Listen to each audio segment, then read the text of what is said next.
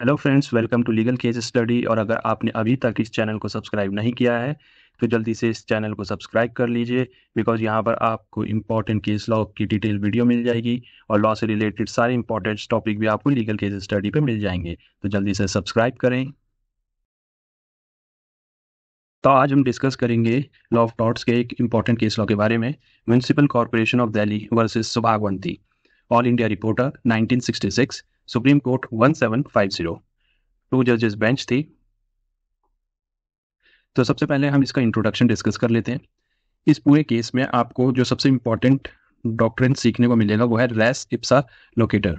So the doctrine of res ipsa loquitur originating from Latin the thing speak for itself can be used in circumstances where an accident could not possibly have taken place in the absence of negligence.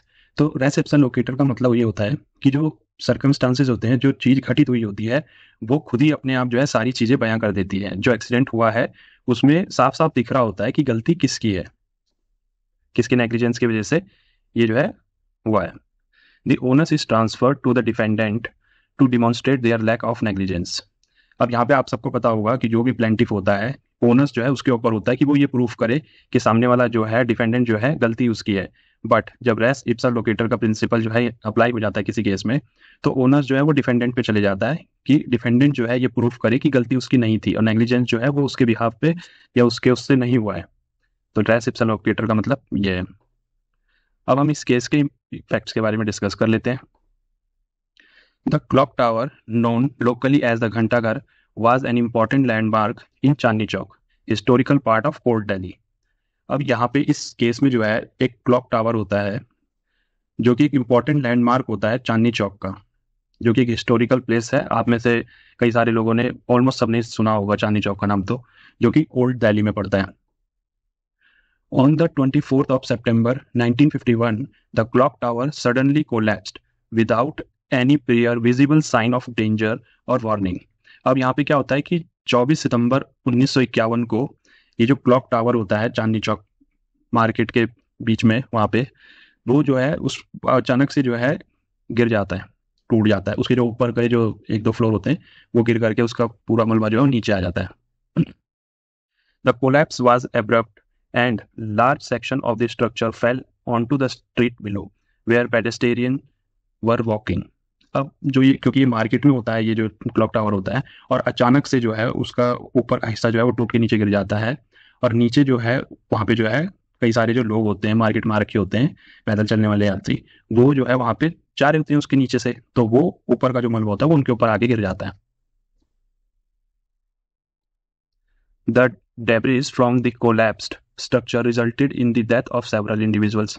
अब यहाँ पे कई सारे लोग घायल होते हैं और कुछ लोगों की इसमें मृत्यु हो जाती है। वो जो ऊपर से उसका पार्ट गिरता है क्लॉक टावर का, उसकी वजह से जो नीचे जो लोग जा रहे होते हैं उनके ऊपर वो गिरता है मलबा, उसकी वजह से कुछ लोगों की मृत्यु हो जाती है। Shri Ram Prakash, Shrimati Panni Devi and Shri Gopichand, who died as a result of the collapse of clock tower situated opposite the town hall in the main bazaar of Chandni Chowk Delhi. अब यहाँ पे जो है 3 लोगों की मृत्यु होती है और कुछ लोग घायल भी होते हैं। तो जो मृत्यु होती है उसमें राम प्रकाश, श्रीमती पन्नी देवी और गोपीचंद जो होते हैं, वो उस क्लॉक टावर के मलबे जो उनके ऊपर गिरता है उसकी वजह से जो है वो मारे जाते हैं। Among the deceased were relatives of the Subhagwanti and other who subsequently brought the case against the MCD seeking compensation for the loss of life due to the collapse। अब यहाँ पे जो मृतक होते हैं ये 3 लोग, इनके जो रिलेटिव्स होते हैं वो लोग जो हैं एमसीडी के ऊपर केस कर देते हैं कि भाई ये जो गलती है, जो क्लॉक टावर गिराया है, ये एमसीडी की गलती है, उसकी जिम्मेदारी थी कि वो इसको मेंटेन करते, या फिर अगर उनको ऐसा लग रहा था कि ये गिरने वाला है, स्ट्रक्चर पुराना हो गया है, तो उसको चारों तरफ से जो है वो ब्लॉक करते और वहाँ पे बोर्ड लगाते कि भाई इसके नीचे से या इसके आसपास से ना गुजरे, ये गिर सकता है। तो इस तरीके का कोई भी वार्निंग या साइन वहाँ पे नहीं था, तो इसलिए वो जो है कंपनसेशन के लिए अप्लाई करते हैं, कंपनसेशन के लिए दावा ठोक देते हैं एमसीडी के ऊपर। 3 suits for damages filed by the hire of 3 persons। All the suits were tried by the court of the subordinate judge first class Delhi, who disposed of all the suits by a common judgment। अब यहाँ पे जो तीनों मृतक होते हैं इनके जो वारिस होते हैं वो जो है वाद दायर कर देते हैं, केस ठोक देते हैं एमसीडी के ऊपर, और ये केस जो है ट्रायल कोर्ट में जाता है। तो जो फर्स्ट जज होते हैं, जो फर्स्ट क्लास जज होते हैं, वो जो है इसकी सुनवाई करते हैं और वो अपना जो है कॉमन जजमेंट दे देते हैं। तीनों जो अपना केस दायर करते हैं उसमें एक कॉमन जजमेंट आ जाता है। The subordinate judge granted a decree for a sum of rupees 25,000 for to Srimati Subhagwanti and other hires of the Ramprakash, a sum of 15,000 to the hires of Srimati Panni Devi and the sum of 20,000 to Kuldeep Raj। और यहाँ पे जो तीन लोग, क्योंकि तीन लोगों की मृत्यु हुई थी और उनके जो रिश्तेदार थे, वारिस थे, उन्होंने जो है ये केस डाला था एमसीडी के ऊपर। तो जो ट्रायल कोर्ट होता है वो जो है 25,000 रुपये जो है सुभागवंती को जो है देता है कंपनसेशन की, डिग्री देता है अपनी कि इनको ये एमसीडी को कहता है कि वो देगा ही नहीं। और 15,000 रुपये जो हैं वो पन्नी देवी के जो रिलेटिव होते हैं उनके लिए बोला जाता है, और 20,000 जो है वो कुलदीप राज के जो रिलेटिव होते हैं उनके लिए कंपनसेशन की डिग्री दी जाती है। अब यहाँ पे एमसीडी जो होता है, एमसीडी जो है वो इस फैसले से खुश नहीं होती है जो ट्रायल कोर्ट देता है, और वो जो है हाई कोर्ट चले जाते हैं। Aggrieved by the degree of the trial court, the municipal committee filed appeal in the High court in all the 3 suits. और यहाँ पे जो तीनों जो सूट्स दायर किए होते हैं उसका जो जजमेंट आता है ट्रायल कोर्ट के द्वारा, उससे नाखुश होकर के एमसीडी जो है हाई कोर्ट में इसकी अपील कर देता है। अब हम इस केस के इश्यूज के बारे में डिस्कस कर लेते हैं। Whether the appellant was negligent in looking after and maintaining the clock tower। अब सबसे पहला सवाल यहाँ पे कोर्ट के सामने जो है यही आता है कि जो एमसीडी है क्या उसने नेग्लिजेंस किया है, क्या उसकी जिम्मेदारी थी इसको मेंटेन करना और उसको देखना कि भाई इसमें कोई इस तरीके का डैमेज हो रहा है या फिर ये गिरने वाला है, इस तरीके की कोई भी चीज़ जो क्लॉक टावर में हो रही थी वो देखना जो है एमसीडी की जिम्मेदारी थी या नहीं थी। पहला सवाल ये था।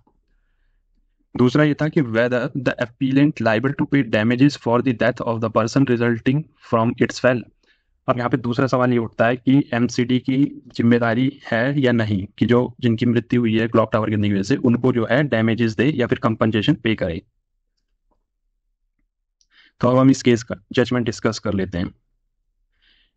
The High court upheld the decision of the trial court but reduce the amount of damages in 2 of the cases to rupees 7,200 and 9,000 respectively। अब यहाँ पे मैं आपको एक चीज़ बता दूं कि जो हाई कोर्ट है यहाँ पे वो उस समय में, क्योंकि ये केस जो है वो 1951 में हुआ था, उसके बाद फिर ये 1959 तक चला जब हाई कोर्ट ने इसमें कोई डिसीजन दिया। तो ये जो हाई कोर्ट है वो high court of east Punjab है। केस ये दिल्ली का है, चांदनी चौक में वो क्लॉक टावर गिरा था, बट उस टाइम दिल्ली का जुरिडिक्शन जो था वो ईस्ट पंजाब जो हाई कोर्ट थी उसके अंडर में था, क्योंकि जो दिल्ली हाई कोर्ट है वो 31 अक्टूबर 1966 को जो है बना है। तो उससे पहले के सारे केस जो थे 1947 से लेके और 1966 तक वो सारे जो है east of Punjab high court के पास थे, यहाँ का जुरिडिक्शन उनके पास था दिल्ली का। तो इसमें जो है हाई कोर्ट जो है ट्रायल कोर्ट के डिसीजन को जो है बरकरार रखता है, बट जो डैमेजेस दिए होते हैं उसमें से 2 लोगों के जो डैमेजेस हैं उनको कम कर देता है। यानी कि जो इसमें जो सुभागवंती जो होती हैं उनको जो डैमेजेस मिला होता है 27,000 रुपये का, उसको तो बरकरार रखता है, लेकिन जो जो पन्नी देवी होती हैं यानी कि उनके जो रिलेटिव होते हैं टेकचंद, वो इस केस को दायर करते हैं उनके बिहाफ पे, क्योंकि उनकी जो वाइफ होती है पन्नी देवी वो इसमें मारी जाती है क्लॉक टावर गिरने की वजह से। तो उनका जो कंपनसेशन होता है उसको हाई कोर्ट जो है घटा करके 7,200 कर देता है। यानी कि उसमें जो जजमेंट में जो लिखा गया वो ये है कि जो 40 रुपये पर मंथ के हिसाब से 15 साल तक जो है एमसीडी को देना था, तो वो 7,200 के अराउंड होता है हाई कोर्ट ने जो अपना डिसीजन था उसके अनुसार। और जो दूसरा जो इसमें है कुलदीप राज जो कि रिलेटिव होते हैं गोपीचंद के, गोपीचंद जो उसमें मारे जाते हैं, कुलदीप राज जो है उनके बेटे होते हैं, वो इस केस को डालते हैं। तो उनको जो है हाई कोर्ट ये कहता है कि एमसीडी को 9,000 रुपये देने के लिए, तो उनका जो अमाउंट लमसम बनता है वो 50 रुपये मंथली बनता है उस टाइम का जब ये जजमेंट दिया गया था। 15 साल तक उनको देना था एमसीडी को। The High Court held that the principle of res ipsa loquitur applied to the case. अब यहाँ पे हाई कोर्ट साफ साफ कह देता है कि इस केस में रेप्स इप्सा लोकेटर अप्लाई होगा।